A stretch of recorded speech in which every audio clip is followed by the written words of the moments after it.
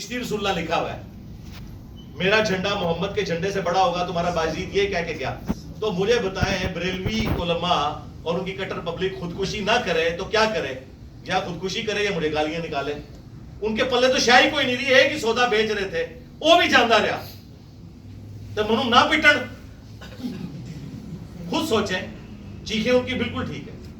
دیوبندیوں کے پاس یہ ایسٹ تھا حق چار یار کا نعرہ, وہ نعرے ان کے گلے میں فٹ ہو گیا.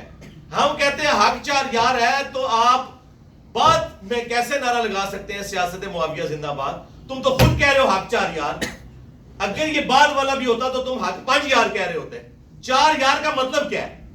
وہ کہتے ہیں بات کو نہیں ہم ڈسکس کر رہے ہیں, اس کو کر رہے ہیں. ہم کہتے ہیں اسی کو کر لو. حق چار یار کا مطلب ہے کہ حق چار یار کے جو مخالفین ہیں کہتے ہیں ہاں ہم ان کو نہیں مانتے, ہمیں تو حکم ہے علیکم بسنتی و سنت الخلفاء الراشدین المہدیین. یہ انہوں نے جو بندیوں نے اپنے جھنڈے کے اوپر لکھا ہوا ہے. تو پھر ہم پوچھتے ہیں کہ بتاؤ پہلے خلیفہ کے مخالفین, ہاں کہتے ہیں جی مرتد منکرین زکات ایسی کی تیسی ان کی. دوسرے خلیفہ کے مخالفین کہتے ہیں جی کافر رومنز اور پرشینز. تیسرے خلیفہ کے مخالفین وہ کہتے ہیں جی بلوائی, حالانکہ اس میں صحابہ بھی تھے, ہاں صلح حدیبیہ کے صحابہ بھی تھے لیکن بلوائی کہتے ہیں. آپ کہتے ہیں ٹھیک ہے جی ہم آپ کے ساتھ ہیں چونکہ حکم ہی ہے.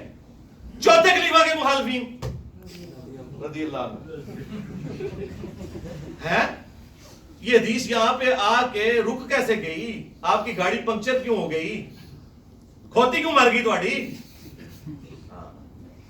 پرانے زمانے میں لوگ گدے پہ سامان کو لے کے جاتے تھے نا, اور جب کسی کی نیت مری ہوئی ہو نا اور اس نے وہ کام نہ کرنا ہو تو کہتا ہے میری گدی بیمار ہے یہ مر گئی ہے. تو یہ حق چار یار کا نعرہ خود ان کے گاٹے میں فٹ ہو گیا. تو اب مجھے گالیاں نہ نکالے تو کیا کریں؟